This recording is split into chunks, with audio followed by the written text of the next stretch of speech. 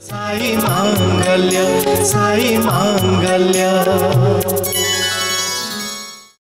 ओम श्री साई ज्ञान मिश्र भक्तिभाव भर आमर अमृतमय कार्यक्रम साई मांगल्यर श्रद्धार परिसर को आपण मान पाछुटी नौचु। साई मांगल्य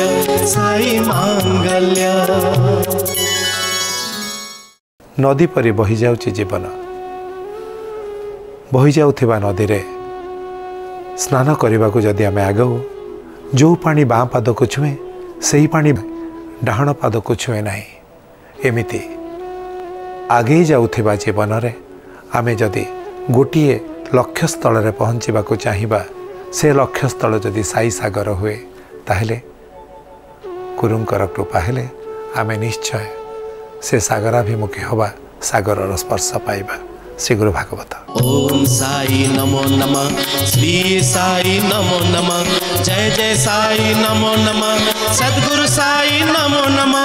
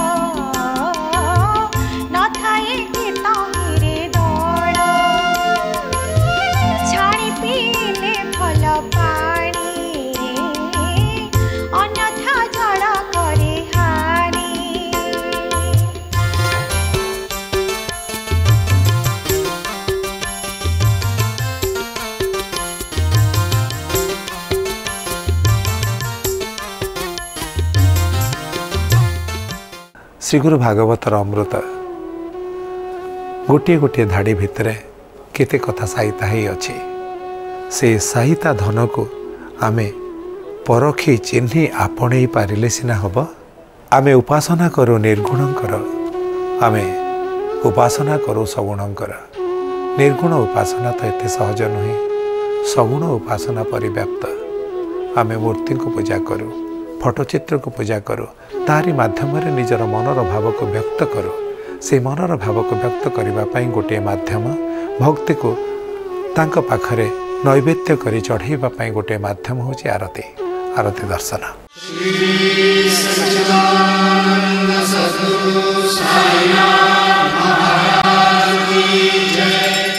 ओम श्री साईनाथाय नमः। वर्तमान आमे शिरडी रे जेमती अछंती प्रातः काल हो जाइए बाबांकर काकल आरती दर्शन करवा समय ठीक 4:30 मंदिर पहड़ फिटी जाइए आपण मैंने मन पकातु से दृश्य राति सारा अपेक्षा करथिबा भक्त माने एक निश्वास किभଳି दौड़ी चलती जमती बाबा श्री विग्रह सम्मुख में पूर्व भागरे टिके छिड़ा हबार सुजोगटे मिल भक्तगण ए दौड़ी चलले आउ दुई पार्श्व बाबा दुईटी जो रेलिंग अच्छी प्रथमे जाइथिबा भक्त माने से रेलिंग दुई कड़े छिड़ा हो गले आउ अवशिष्ट भक्तगण बाबा सम्मुख में जो सभा मंडप अच्छी सेठी बसी आरती दर्शन करुछंती। आरती दर्शनर प्रारंभिक पर्यायर बाबांकर गणेश वंदना अनुष्ठित हुए। आमे समस्ते जानिछंती जे जेकोसी शुभ कार्यर प्रारंभ में अग्रपूज्य गणेशंकर वंदना कराए। सेमती शिरडी धाम रे बाबांकर धाम रे प्रथमे गणेश वंदन आरंभ हुए बाबांकर दिन सारार पूजा और अर्चना। आसंतु देखिबा से गणेश वंदना आउ चली जा मुहूर्त से पावन धाम शिरडी को बाबा समाधि सम्मुख में दंडायमान होई आमे मध्य से ही आरती दर्शन को उपभोग करवा। कि सुंदर से दृश्य बाबांकर सकाळर से आरती दृश्य गणेशंकर एभली भाव वंदना हला जे उठा उठा सकाळ जन समस्ते उठी जातु आउ ए प्रातः काल गजानन को समस्ते स्मरण करवा जे कि विघ्न हर्ता रूपे विघ्न निवारक रूप में प्रसिद्ध अटंती। जेकोसी विपद आपद और विघ्न को दूर करिबारे जहाँकर ख्याति जुग जुगरु रही आछि जे सेथिपाई विघ्न हर्ता रूपे परिचित आमे तांकर वंदना करवा। एभली भाव में गणेश वंदना सहित आमे बाबांकर आरती पर्याय आरंभ हला। काकड़ आरतीर प्रथमे यही गणेश वंदना बाबांकर कि सुंदर भाव में ताकू बोला जाउछि जे उठा उठा सकल जन समस्ते उठी पड़तु आउ बाच्य स्मरावा गजानन माने इस समय गजानन को समस्ते मने पकातु।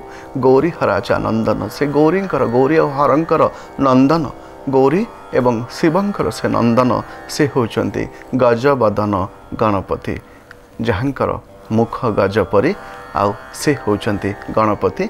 उठा उठा सकल जन ध्यानी आणुनी सुख मूर्ति हे गजानन आम पई सुख आनी दियंतु। आमे एकचित्त होई स्तवन करा एके चित्ती आमे एकचित्त होई आपनकर स्तवन करछु आपनकर स्तुति करूछु। हे गणेश हे गणराज आपण बुद्धिदाता रूपे परिचित आमको आपण ज्ञान दियंतु बुद्धि दियंतु एवं मोक्ष प्राप्ति करंतु। सबु जन उठी पड़तु समस्ते शଯ୍ୟା त्याग करंतु। यही भाव में गणेशंकर गणराजंकर प्रार्थना करा जाउछि बाबांकर समाधि सम्मुख में। बाबांकर समाधि मंदिर जेतेबेले आमे प्रवेश करवा देखिबा से समाधिर प्रवेश पथरे भी गणेशंकर विघ्नराजंकर गोटे प्रतिमा रही। आउ एभली भाव में बाबांकर गणेश वंदनारू आरंभ हुए काकड़ आरती।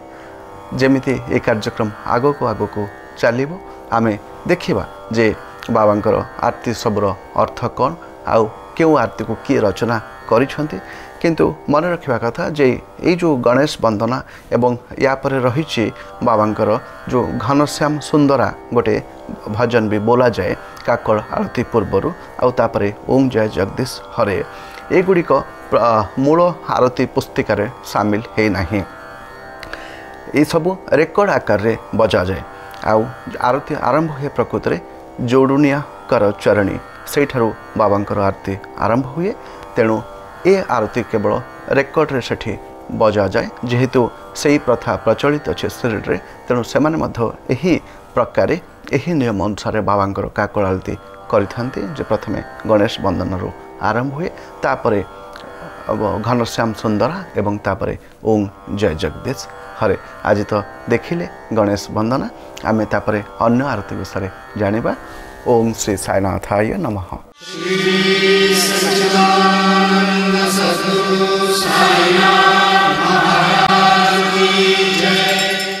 दीपरे अग्नि संजोग कले से अग्नि आमको यही कथा कहते निज भितर ज्ञानर आलोक प्रकटित हो झंकृत हुए से वेदध्वनि असतो मा सत्कमय तमसो मा ज्योतिर्गमय मृत्युर्मा अमृतम गमय। आमे ଅମୃତର ଧାରାରେ ଅମୃତର ସନ୍ତାନ ବୋଲି ନିଜକୁ ଚିହ୍ନିବା ଏ ଧାରା କେବଳ ଗୁରୁଙ୍କର ଆଶୀର୍ବାଦ ଦ୍ୱାରା ସମ୍ଭବ ହୁଏ। ମନ୍ଦିର ଗଢ଼ା ହୋଇଯାଏ, ଦେବତାର ଆଶୀର୍ବାଦରୁ ଗଢ଼ା ହୁଏ, ଦେବତା ପ୍ରତିଷ୍ଠା ହୁଅନ୍ତି। କିନ୍ତୁ ସେହି ଦେବସ୍ଥାନରେ ସେହି ଦିବ୍ୟ ଧାମରେ କେମିତି ଭଲ ଭାବରେ ଭକ୍ତମାନେ ଆସିବେ, ଦେବତାଙ୍କ ଦୃଷ୍ଟିରେ ଯେମିତି ଜାତି ଧର୍ମ ବର୍ଣ୍ଣ ନିର୍ବିଶେଷରେ ସମସ୍ତେ ସମାନ, ସେଇ ଦେବସ୍ଥାନରେ ଯେଉଁମାନେ ସେବାରେ ନିଯୁକ୍ତ ସେମାନେ ସେହି ସମଭାବ ନେଇ ଯଦି ସମସ୍ତଙ୍କୁ ଆଦର କରିବେ ତାହେଲେ ସେହି ଦେବସ୍ଥାନ ହୋଇଯିବ ମଧୁର ଆନନ୍ଦମୟ ସାଇ ଦିବ୍ୟଧାମ।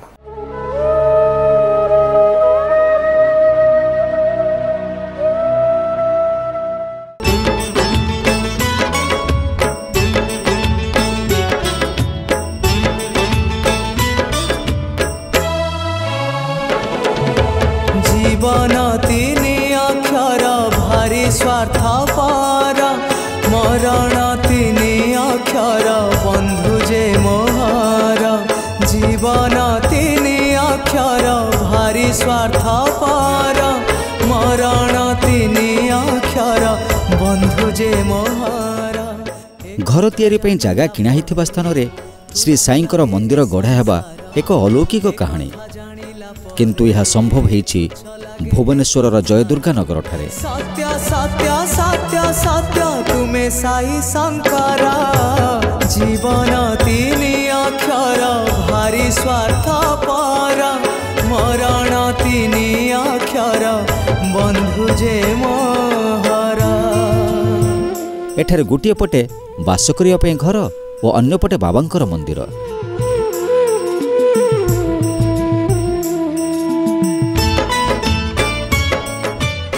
ଯେତେବେଳେ ଏହି ଜାଗା ଉପରେ ଘର ତିଆରି କରିବାର ପ୍ଲାନ୍ ଆରମ୍ଭ ହେଲା, ବାସ୍ତୁବିତ୍ଙ୍କ ମତାନୁସାରେ କର୍ଣ୍ଣର ଜାଗାଟି ଅଶୁଭ ବୋଲି ଘୋଷଣା କରାଗଲା। ଚିନ୍ତିତ ଅବସ୍ଥାରେ ପଡ଼ିଲେ ଘରର ମାଲିକ। କ'ଣ କରିବେ କିଛି ସ୍ଥିର କରିପାରିଲେ ନାହିଁ। ପରିଶେଷରେ ନିଷ୍ପତ୍ତି ହେଲା ଘର ହେବ, କିନ୍ତୁ ମଝିରେ ଗୋଟିଏ ପାଚେରୀ ରହିବ। ପାଚେରୀର ସେପଟେ ଘର ତିଆରିର ଯୋଗାଡ଼ ଆରମ୍ଭ ହେଲା ଏବଂ ପାଚେରୀର ଏପଟେ କିଛି ଫୁଲ ଗଛ, ତୁଳସୀ ଗଛ, ନଡ଼ିଆ ଗଛ ଇତ୍ୟାଦି ଲଗାଗଲା। ଦିନେ ଘରର ମାଲିକ ତୁଳସୀ ଗଛରୁ ତୁଳସୀ ସଂଗ୍ରହ କଲାବେଳେ ହଠାତ୍ ଜଣେ ବ୍ୟକ୍ତି ସେହି ସ୍ଥାନରେ ପହଞ୍ଚି କହିଲେ, ଆଜ୍ଞା ଏହି ସ୍ଥାନଟିକୁ ଏପରି ଭାବରେ ନ ରଖି ଶିରଡି ସାଇଙ୍କର ମନ୍ଦିରଟିଏ କରୁନାହାନ୍ତି। ବ୍ୟକ୍ତି ଜଣକର ପ୍ରସ୍ତାବରେ ମୃଦୁ ହସି ଘର ମାଲିକ କହିଲେ, ଏତେ ଛୋଟ ଜାଗାରେ ବାବାଙ୍କର ମନ୍ଦିର କିପରି ତିଆରି ହେବ? ବ୍ୟକ୍ତି ଜଣକ କହିଲେ, ଆପଣ ମନ୍ଦିର କାର୍ଯ୍ୟ ଆରମ୍ଭ କରନ୍ତୁ ନା, ଦେଖିବେ କେମିତି ଆପେ ଆପେ ସମସ୍ତ କାର୍ଯ୍ୟ ହୋଇଯିବ। ଏହି କଥା ସହିତ ଭଦ୍ରବ୍ୟକ୍ତି ଚାଲିଗଲେ। ବାରମ୍ବାର ଏହି କଥାଟି ପ୍ରତିଧ୍ୱନିତ ହେଲା ତାଙ୍କ ପାଖରେ। ସେ ଯାଇ ନିଜ ସ୍ତ୍ରୀଙ୍କ ସହିତ ପରାମର୍ଶ କଲେ। ତାଙ୍କ ସ୍ତ୍ରୀ ମଧ୍ୟ ଖୁସିରେ ଏହି ପ୍ରସ୍ତାବରେ ରାଜି ହୋଇଗଲେ। 2010 ମସିହା ଅକ୍ଟୋବର ମାସରେ ଭୂମିପୂଜା ପାଇଁ ଦିନ ଧାର୍ଯ୍ୟ କରାଗଲା।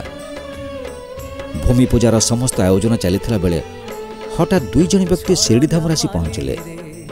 ଇଏ ଏକ ଅଲୌକିକ ଘଟଣା ନୁହେଁ ତ ଆଉ କ'ଣ?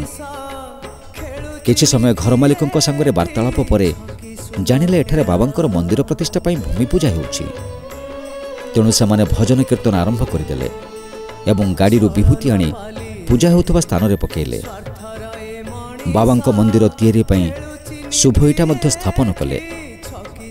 ତାପରେ ମନ୍ଦିର ନିର୍ମାଣ କାର୍ଯ୍ୟ ଆରମ୍ଭ ହେଲା। ବିନା ବାଧାବିଘ୍ନରେ ମନ୍ଦିର କାର୍ଯ୍ୟ ସମାପନ ମଧ୍ୟ ହେଲା। ସାଇନାଥ ପାରିକର, ସତ୍ୟ ସତ୍ୟ ସତ୍ୟ ସତ୍ୟ ତୁମେ ସାଇ ଶଙ୍କର, ଜୀବନ ତିନି ଅକ୍ଷର ଭାରି ସ୍ୱାର୍ଥ ପର, ମରଣ ତିନି ଅକ୍ଷର ବନ୍ଧୁ ଯେ ମୋହର। ଏ କଥା ଜାଣିଲା ପରେ ତୁଚ୍ଛ ଲାଗେ ଏ ସଂସାର, ଏ କଥା ଜାଣିଲା ପରେ ତୁଚ୍ଛ ଲାଗେ ଏ ସଂସାର। ସତ୍ୟ ସତ୍ୟ ସତ୍ୟ ସତ୍ୟ ତୁମେ ସାଇ ଶଙ୍କର।